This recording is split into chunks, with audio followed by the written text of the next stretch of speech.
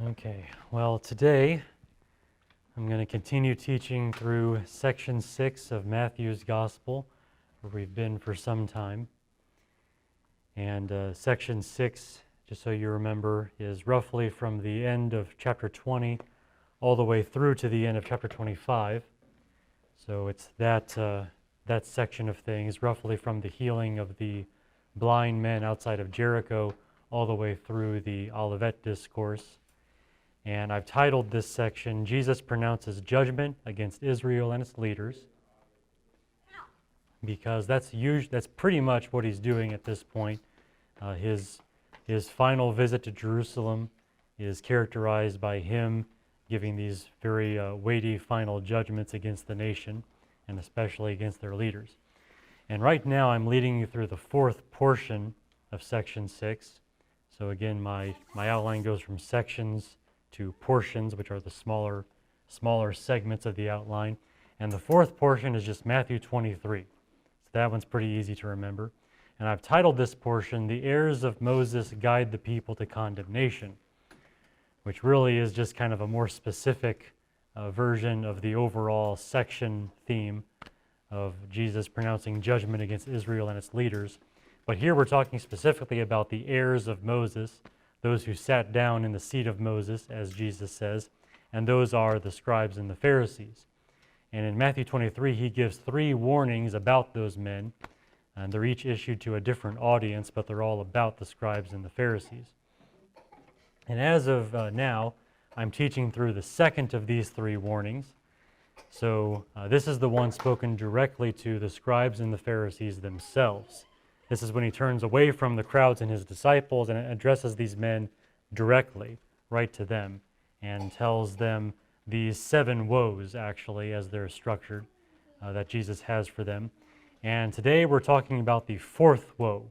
So we've made it to the kind of the midpoint of these woes that he utters against the scribes and the Pharisees. And this one is about the weightier provisions of the law. So now that I've thoroughly outlined this particular passage to death and told you where it falls in all the order of things, that's actually where we are tonight, the 4th woe on the weightier provisions of the law of Moses. Now before I read that passage, I want to talk about weight, because we're talking about the weightier provisions of the law. So I just grabbed some things that I had here. These are dumbbells, of course. You use them for exercising. I've got 2 of these here. And this one here, the purple one, is a 5. But the violet one maybe is a more manly way of saying that. I don't know. But this one is a 5-pound, and this one is a 10-pound. And you can see the 10-pound one is definitely larger. And I'm feeling the difference as I hold them here. So these dumbbells, of course, being of different weight. Now the 5-pound one, you might call this heavy if you were comparing it to something like a feather or a piece of paper or something like that. Because yeah, 5 pounds, I mean, there is weight there and you do feel it when you use it. But compared to the 10-pound, of course, you know, that's not really a competition. The 10-pound one is certainly the heavier weight as you compare them. And of course, you can keep going with these. They make dumbbells in many different sizes, many different weights. So, you know, between the 2 of them, though, as you think about these, the 5-pound dumbbell is easier to move for sure than the 10-pound one. But if you're actually exercising and trying to get strong, and especially if you're going for the whole big muscle look kind of thing, you want to use the larger dumbbell. You know, you want to go with the heavier weight. Now, in today's passage, as you think about this here, Jesus is actually talking about something kind of similar to that. The 10-pound one was so much heavier, it like pulled me over. I got used to the 5-pound one very quickly there. So yeah, that's heavier for sure. But Jesus is talking about something rather similar here, but instead of talking about dumbbells and growing stronger in body and that kind of weight, he's talking about the weightier provisions of the law and growing stronger in righteousness. And that is what the passage is about. Let's go ahead and read this. This is Matthew 23, verses 23 through 24. He says, "Woe to you, scribes and Pharisees, hypocrites! For you tithe mint and dill and cumin, and have neglected the weightier provisions of the law, justice and mercy and faithfulness. But these are the things you should have done without neglecting the others. You blind guides who strain out a gnat and swallow a camel. Okay, so the scribes and the Pharisees, they're like men who only exercise with small dumbbells, in that they only bothered with the easy matters of the law. They neglect the weightier matters of the law, and they focus on things that are not nearly as weighty. Now, according to Jesus, they should have been obeying the weightier provisions of the law in order to have true righteousness. He finds fault with them in this. They are neglecting the heavier weights when it comes to training in the law of God and training in righteousness. Now, in honor of the scribes and the Pharisees, today's sermon is called Featherweight Righteousness. So just the idea of something very, very light, featherweight, the weight of a feather, featherweight righteousness. And according to Jesus in this fourth woe, the hypocrisy of the scribes and the Pharisees even shows itself in their obedience to lighter laws. So even when they're technically obeying, they're still coming up short in terms of actual righteousness. Now, my outline for tonight has 5 headings, so I'll tell you all of these so you have my outline in place in your mind as we go through these things. So first heading for tonight is that the scribes and the Pharisees were so blind that they committed great sins while trying to avoid small sins. So that is how their blindness is really described here. And then secondly, for a specific example of their blindness, Christ selected tithing, the tithing of the scribes and the Pharisees. And if you don't know what tithing is, we'll talk about that when we get there. Thirdly, to expose this blindness among the scribes and the Pharisees, Jesus once again offers a broad description of the law. And he's done this before in Matthew's gospel, and he's done it again here, and we'll compare those different times he does this whenever we get to that particular heading. And then fourthly, the hypocrisy of the scribes and the Pharisees becomes evident by comparing their lives to the law, especially to those weightier provisions that they should have been obeying. And then finally, remembering these weightier provisions of the law can help us guard ourselves against similar hypocrisy and blindness. So there is your application section if you're looking for the bottom line of this particular sermon. So that is what we're doing tonight as we talk about this fourth woe. And so far in this series of woes, we've seen the scribes and the Pharisees accused of many different kinds of things. We've seen them accused of working against the kingdom of God, even though they would not think of themselves that way. Jesus says that they're actually working against the kingdom of God. We've also seen them replace the law with law-breaking dishonesty, like in what they teach about oaths and the swearing of oaths and breaking those oaths and things like that. But now we're going to see something a little bit different. We're going to see them disobey God even when they obey God. So that's kind of the irony of this particular woe against the scribes and the Pharisees, that even when they do something right, it's actually a symptom of them doing something wrong. And that is what Jesus is talking about tonight with these weightier provisions of the law. Now, I'm actually going to begin my study of this passage at the end of this passage. So we're going to do this somewhat in reverse, but I think this is helpful and maybe even necessary as we talk about these things. So the scribes and the Pharisees are so blind that they committed great sins while trying to avoid small sins. This is one of the things that he implies about them in this particular woe. And although I began this sermon using the metaphor of weight and dumbbells, and Jesus himself certainly begins the woe in that way, we need to switch metaphors here. We need to use a different figure of speech, because Jesus actually also uses another one here at the very end of this passage, and that's what I want to talk about first, here in verse 24. At the end of this fourth woe, Jesus makes a kind of a joke based on the laws for unclean animals. So of all the things you can joke about, we're going to talk about unclean animals. This is Bible nerd humor right here. Only the people that are really familiar with the Bible are going to get this joke. But this is what he does in verse 24 here. He says, "You blind guides who strain out a gnat and swallow a camel." And if you get the joke, it's kind of funny to think of this image, but otherwise you're just like, huh? But let's talk about the joke here and try to make it make sense here. You got to remember that in the law of Moses, some animals were declared unclean. And it didn't necessarily mean they were dirty in terms of having dirt on them. This is unclean in a religious sense. This is, if various things are implied by this, it means you can't sacrifice those animals to God. It means you should not be eating those animals. It really means you shouldn't even be touching these animals. They're just unclean. This is one of these things that the law of Moses sets up there in the book of Moses. And for the big discussion of this, you can go back to Leviticus 11 if you want to. Read chapter 11 of Leviticus, and it's mostly there. Now, as you think about the unclean animals, and many unclean animals are specified in the law of Moses, the largest of them is the camel. So the camel is the largest unclean animal that you are going to encounter, at least there in the land of the Jews. You could encounter a camel perhaps. Now the smallest of the unclean animals, going to the other side of things here, would be the gnat, which is a tiny fly, of course, so an insect, buzzing around. The gnat is the small form of those things. That would be the smallest unclean animal. And you can see Leviticus 11 for those things, and I think they're even both mentioned there in that particular passage as well. So to get the joke made by Jesus, you got to remember this fact about these unclean animals. The biggest one is the camel, the tiniest one is the gnat. Now that's part of the information you need to get this joke. In order to make this joke actually funny, if you haven't analyzed it to death by the time we're done here, you got to have another piece of information here.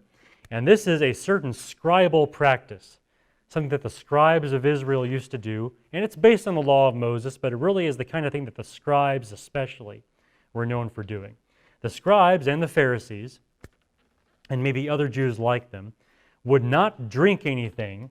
They have a beverage here or some sort here. They would not drink anything until they had first strained it for insects. So to strain this, you put some kind of filter, like on top of the cup or whatever, and pour the beverage through that to strain out anything that might be in there. Now, this actually does derive somewhat from the law of Moses and the laws of unclean animals, because Moses specifically says, and you'll see this if you do go back to Leviticus 11, Moses specifically says that drinks can be made unclean if an unclean animal falls into it. I keep grabbing my water here. Maybe I should just keep it in my hand. So if an unclean animal falls into this, the water becomes unclean and I can't drink it. Now, most animals are probably not going to fall into this bottle of water here, right? A camel's not going to fall into this water. It's not going to happen. Most animals would not. But there is a kind of animal that might fall in here, and that is a gnat or any other kind of small bug like that might actually fall into your cup or your water bottle here before you drink it, and that would be a problem.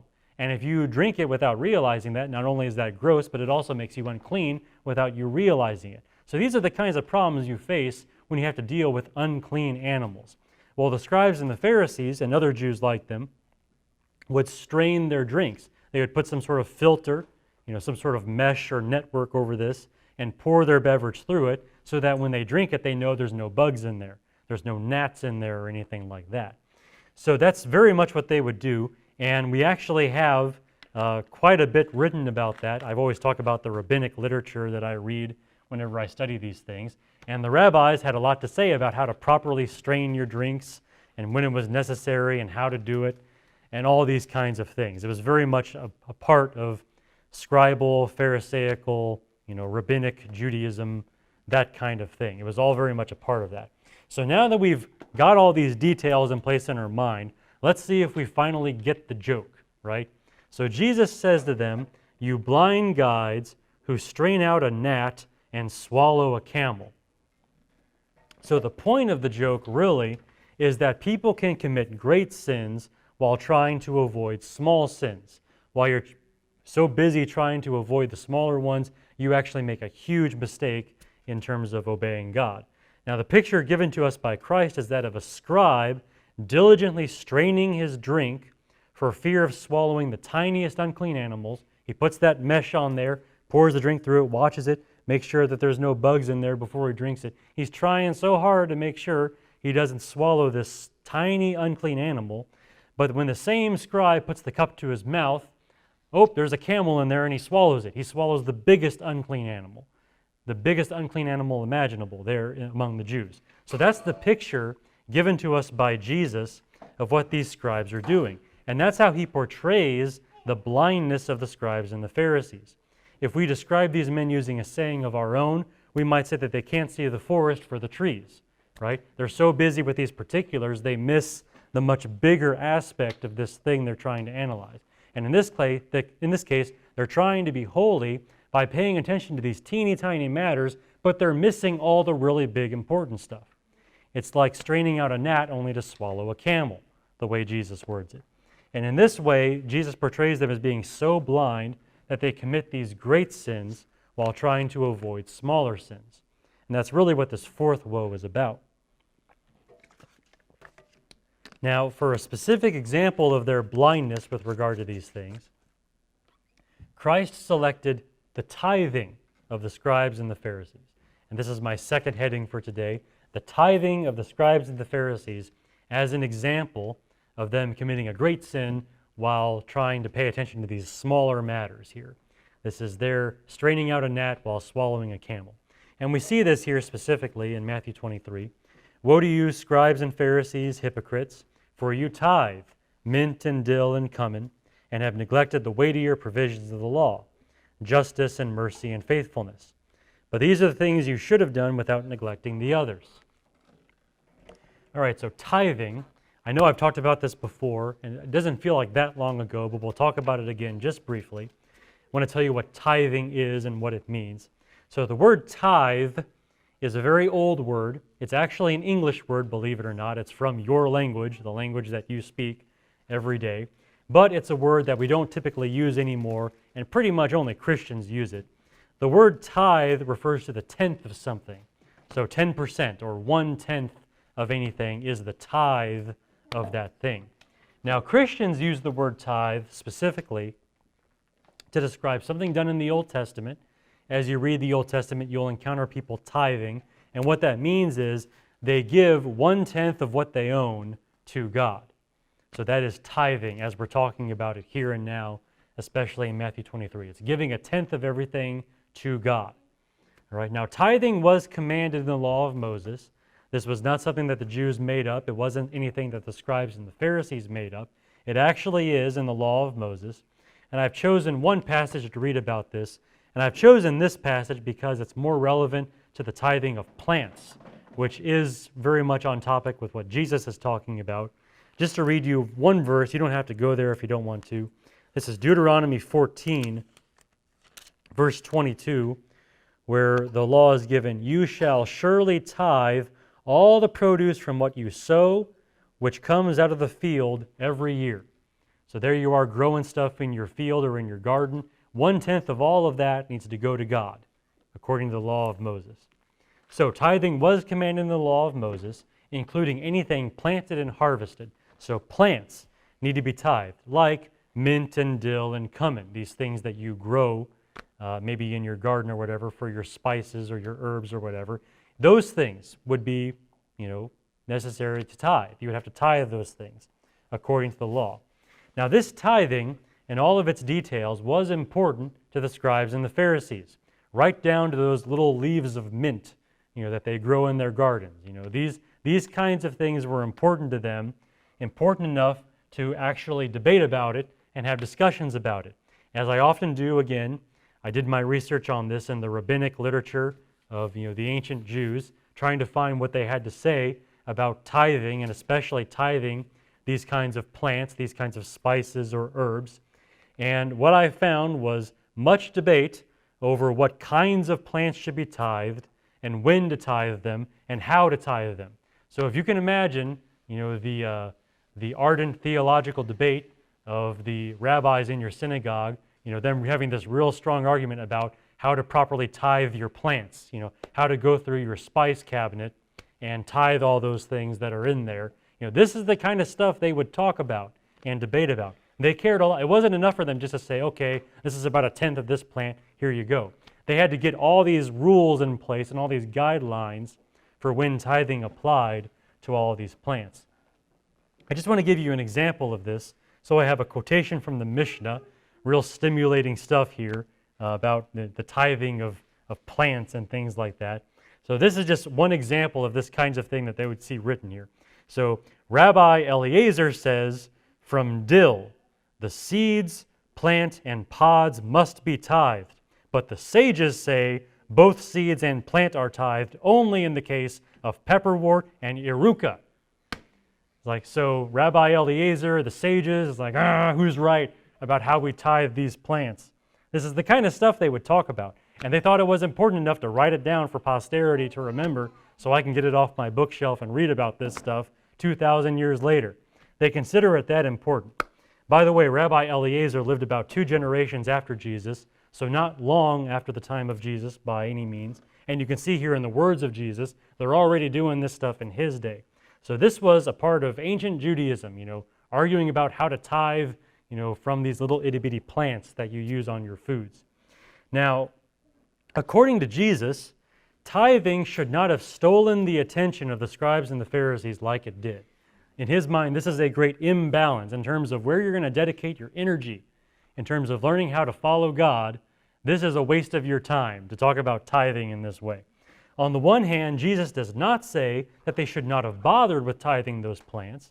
I mean, Christ even says they should have done so. You ought to have done these without leaving the others undone. He does say that. So yes, tithing, plants, things like that, that is in the law of God for sure. The problem is identified by Christ. The problem identified by him is a different kind. And he's basically saying that there are bigger fish to fry, to use another example of a saying we would have here, things that are more important than this business about how you properly tithe all these plants. The scribes and the Pharisees had a choice. They could either spend their time debating over the exact right way to give a tithe from their spice cabinets, or they could spend that same amount of time debating other holier things, things that are probably more important from the law of Moses. They had a choice to spend their time over here and having all their debates and writing stuff down about this over here, or they could have done this over here. And Jesus says that they've made the wrong choice. They've chosen to focus all their attention on tithing these herbs rather than on other matters. And based on the rabbinic literature I read so often, I can tell you that they consistently made that wrong choice. It's not just on the tithing of plants and herbs and spices. They spend their time talking about all kinds of stuff that's just like, really? This is what you read the law of Moses and you decided you were going to debate on this stuff. Out of everything in there. They really consistently made this wrong choice, not just on tithing, but on other topics. But in this case, Christ chose tithing as the specific example of this blindness they have, where they're blind to these other things over here, and they're going to focus on tithing herbs and things like that. This is the specific example of blindness that Christ chose. Now, to expose this blindness among the scribes and the Pharisees, Jesus once again offered a broad description of the law of Moses. And this is my third heading for tonight, if you're keeping track of my outline as I go through this. This is where Jesus offers another broad description of the law of Moses. Now, this fourth woe is actually the third time in Matthew's gospel when Jesus offered a broad description of the law. So we've seen this before in Matthew. The first of these broad descriptions of the law is when Jesus taught a summary of the law back in Matthew chapter 7, verse 12, which I will read to you.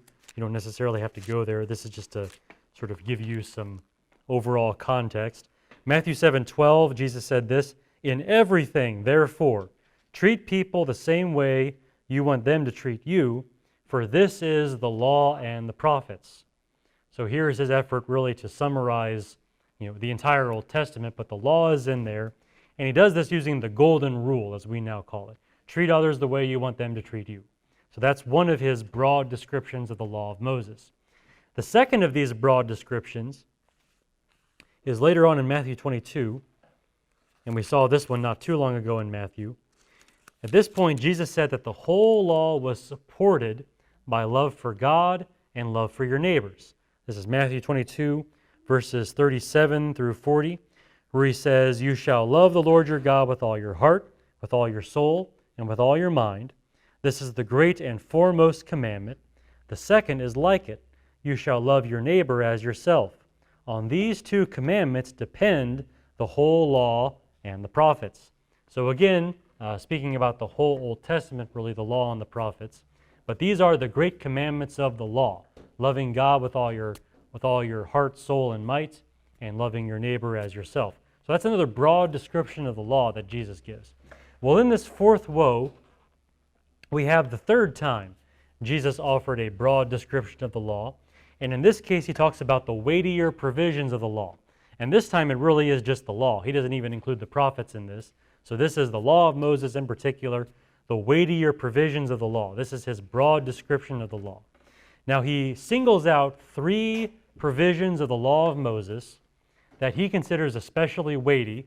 These are the larger dumbbells, going back to my earlier analogy. I just want to talk about these words that he uses here and what they mean, and just to get these in your mind. So the first one he mentions is justice. Now justice, like a lot of words, can have kind of a range of meaning, and maybe a lot of things come to your mind when you think of justice. Well, the normal meaning of this Greek word here, krisis, both in just the Greek language overall and also in Matthew's gospel, usually refers to the punishment of evildoers for wrongdoing. So when someone does something wrong, there's some sort of answer to that, some sort of judicial verdict, some sort of punishment there. And that is usually what they call justice, or krisis, to use the Greek word there. Most of the time in Matthew's gospel, it's the judgment of God, actually. So it's divine justice. But it can be used of human justice. If you go back to Matthew 5, there's an example there of that. So justice in terms of the punishment of evildoers, upholding right standards of living, thinking of a very legal context, justice. So there is the first word that Jesus gives as one of these weightier provisions of the law. The second one is mercy, or eleos, as the Greek word is. This is the second of these weightier provisions. Now this word always refers to helping somebody in need. That's their understanding of mercy. In Matthew, it's used of healing the sick. It's used of giving to the poor. It's used of forgiving your debtors. So people that owe you money, forgiving them those debts is an act of mercy. Healing people is an act of mercy. Giving to the poor is an act of mercy. So that, in Jesus' mind, that is the second of these weighty provisions of the law of Moses that he gives here. And then finally, the last of these weightier provisions is difficult to translate, surprisingly. I know I was saying faithfulness earlier, but there is a bit of a debate here as to how to translate this word. This is the word pistis, and in basically nearly every Bible translation is going to say one of 2 things in this passage. It's either going to say faithfulness, which I believe the NASB and the ESV both say faithfulness, I think. And then the other option that some Bible translations say is faith. Like the King James Version, I believe, says faith, and some other Bible translations do as well. And really the word pistis, the Greek word pistis, can refer to either of those. It's just a matter of context and what you think the person is most likely to be saying. Now, in my opinion, translating it faith in this particular passage is more accurate to how Matthew uses this word. In fact, I never see him at all use it as faithfulness. So I'm willing to bet it's probably faith. So if you disagree with me on that, just fill in the blank in your own mind here as you talk about these weightier provisions. But I think faith is more likely to be correct. So I agree with the King James Version in this case. But that is the third weightier provision of the law of Moses as Jesus talks about them. Now let's zoom out and look at all 3 of these words together. Justice, mercy, and faith, or maybe faithfulness if you think that is more accurate. Justice, mercy, and faith as the weightier provisions of the law. These 3 words really do cover a good amount of the law of Moses, if you think about what you read there in the law of Moses. So certainly the law of Moses is often concerned with justice. There's a lot there about laws for society and what to do with those who break those laws. Justice is a pretty big concern in the law of Moses. Also, many injunctions of the law enforced mercy toward the needy. Think about these words: the widow, the fatherless, the stranger. You see those words come up very often in the law of Moses, and the law is always about how to treat those people, how not to mistreat those people. There's a lot in the law of Moses about mercy toward those kinds of needy people. And of course, the widow and the fatherless and the stranger, someone who is not from your country, those are the kinds of people very often who are going to be in need. So they're the objects of mercy, according to the law of Moses. And then finally, speaking of faith in particular, the entire law of Moses is founded on the idea, the belief, that God blesses righteousness and has a curse for disobedience. The whole law of Moses is really founded on that point.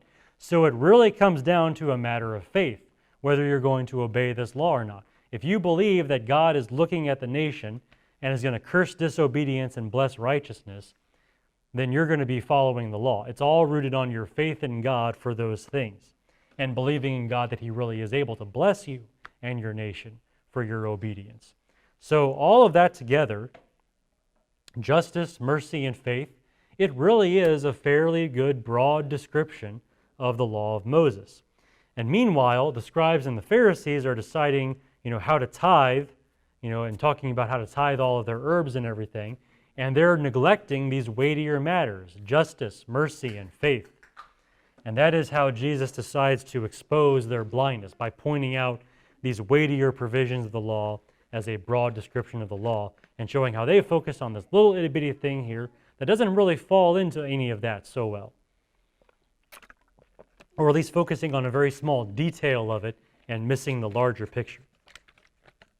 Now, so far, I've only discussed the blindness of the scribes and the Pharisees, the idea that they just don't see what's wrong with what they're doing.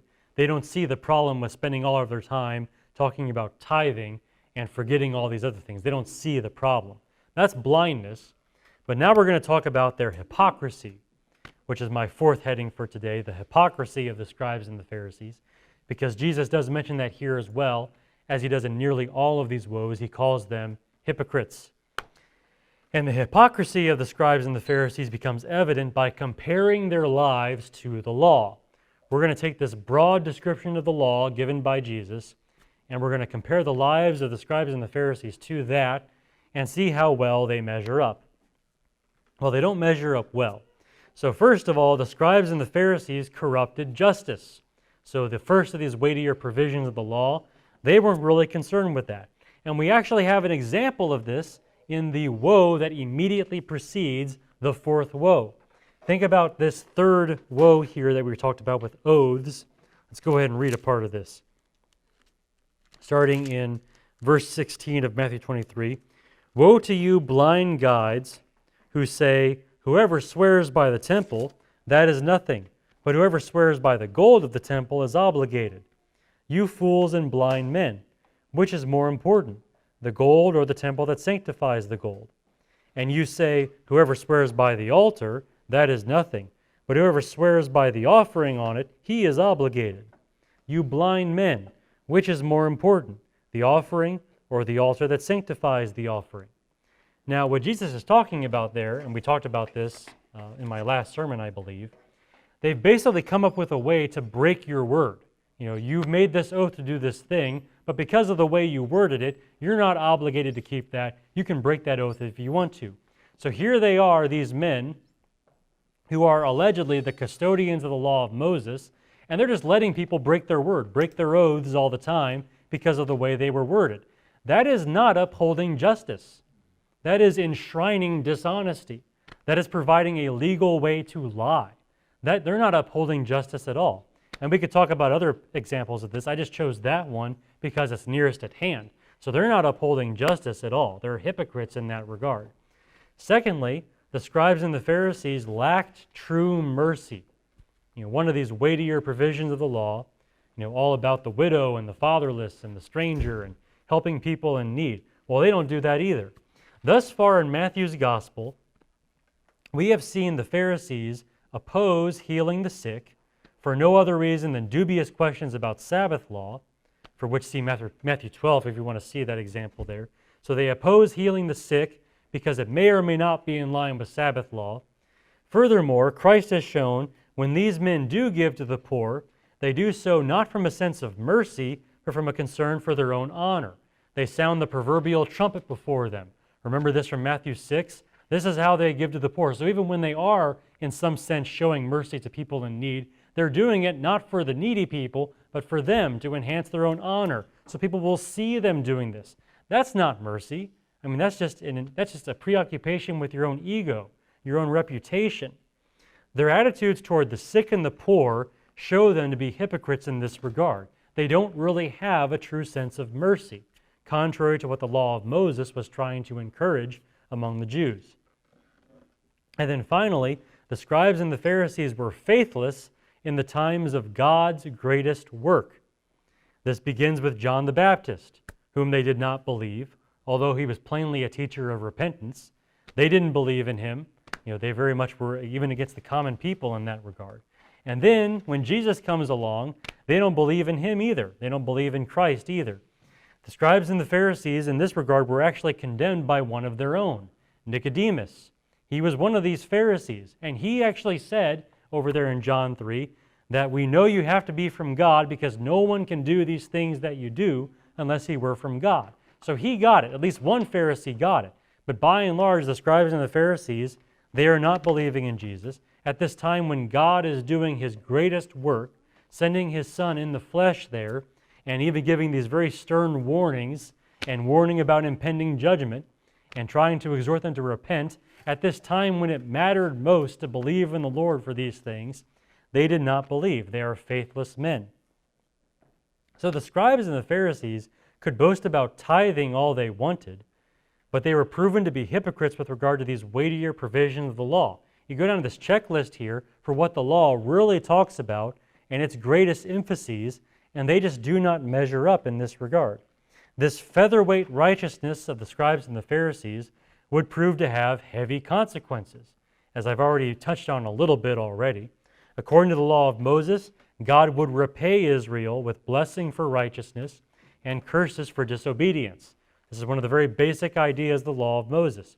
And the heaviest form of that curse on disobedience was the invasion of their land and its destruction by a foreign army. That's the threat. It's like, if you guys persist in your disobedience, I'm going to bring some foreign nation in here, and they're going to conquer you and take you out of this land. Well, within about 40 years of this warning by Jesus in Jerusalem, that city was brought to an awful end by the Roman siege, and about 1 million Jews were sold into slavery to the nations. And that's how it went. And such was the result of their hypocrisy with regard to these weightier provisions of the law. I mean, they're supposed to be teaching this law and upholding it. They don't even follow it in its most important points. They're sitting there working out with the smaller dumbbells called tithing, and they're not paying any attention to the stuff that really, really matters. And that is the kind of thing that Christ is trying to warn them about in this section 6 of Matthew. All right, well, remembering these weightier provisions of the law can help us guard ourselves against similar hypocrisy and blindness. Because that, of course, is what really matters right now. The scribes and the Pharisees are already condemned. They've been condemned for 2,000 years. Now we are here, listening to the words of Jesus, trying to apply them to ourselves. And these kinds of things here in this passage can help us as well. This is my final heading for today. Now, this fourth woe would have been useful from the very beginning of the church. I think it really has application back then especially. Anyone standing there when Christ gave this warning, or anyone who read it later on from Matthew, could have had a real good reality check from this teaching. Would have been the kind of thing that could really snap them into a right way of thinking about the law of Moses. You see, scribes and the Pharisees are not the only kinds of people who major on minors. That's kind of a human thing. Humans have this bad habit of really getting focused on these things that don't matter. We have another saying, don't we? Making a mountain out of a molehill, the way we say that. Well, we do that kind of thing often. There's a reason why we have all these sayings. Think about all the sayings I've quoted with regard to this.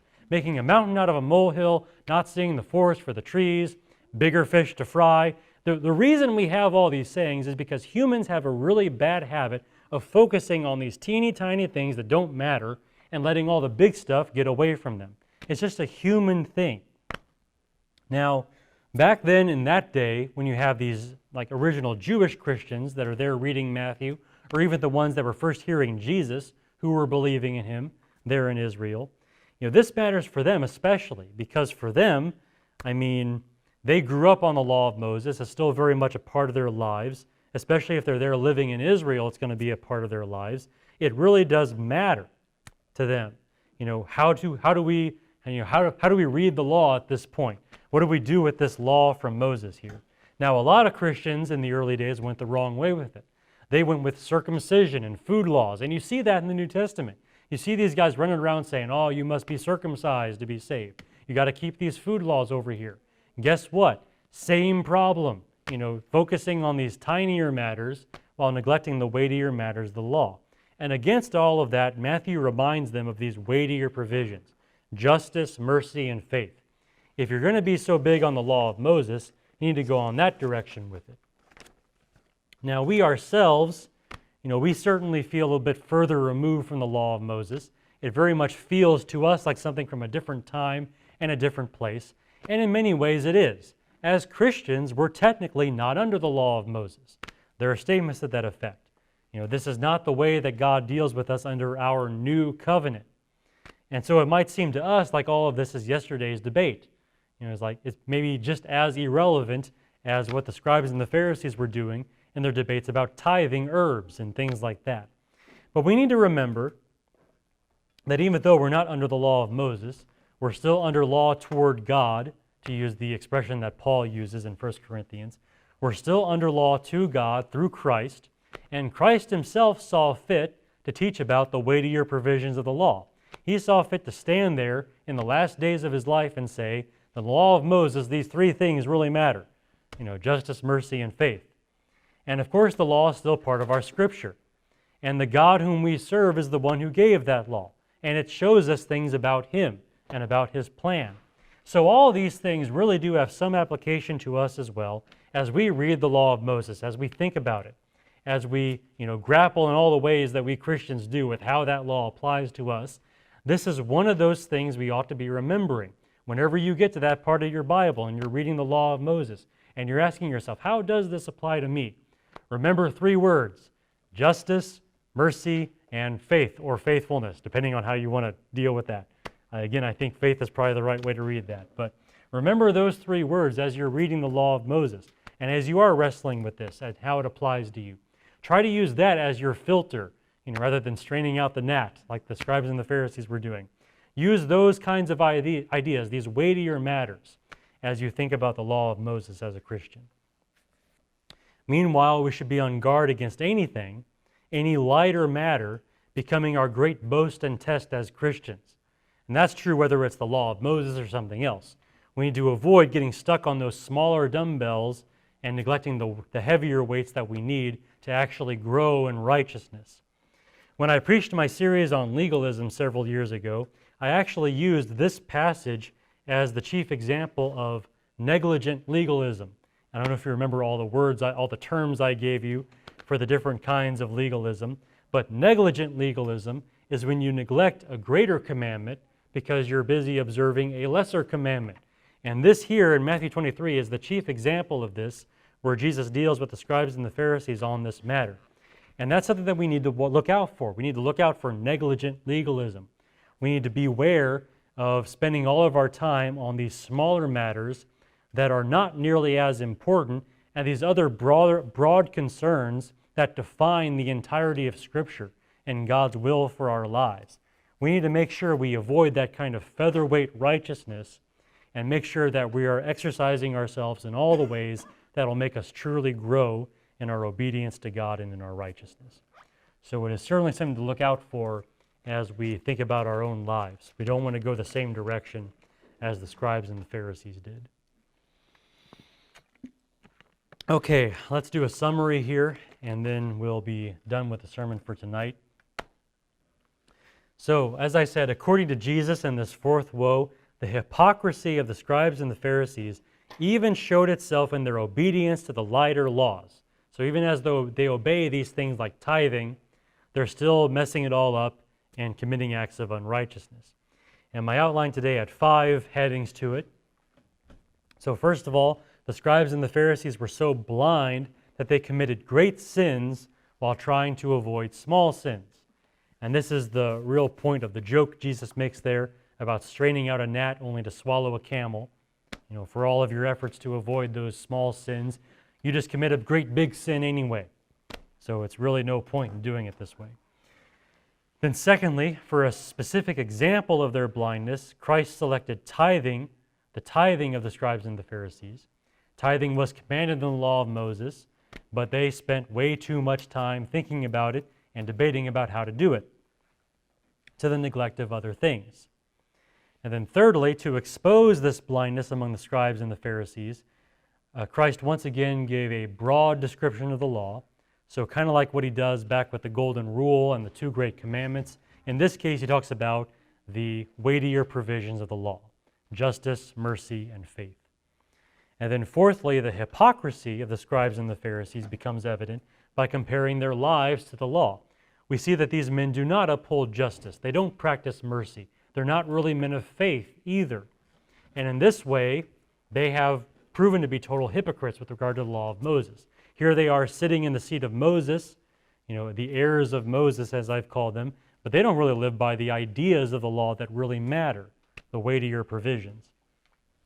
And then finally, I just pointed out that remembering these weightier matters of the law can help us guard ourselves against similar hypocrisy and blindness. Certainly as we're reading the law of Moses and trying to apply it to ourselves as Christians, but also just as a reminder that there are weightier matters of righteousness and there are lesser matters, and if you're going to spend your time on something, be sure it's on these broad, total Bible themes that really dominate God's will and His revelation to us. Make sure you're focusing your attention there and not falling into what I have called negligent legalism. And that is all I have to say about this fourth woe, unless there are questions or comments that people have. Next time we'll talk about the fifth woe and the sixth woe together. So we're going to talk about 5 and 6 together since they're very similar to one another. So that's what we'll do next time, which should be Sunday.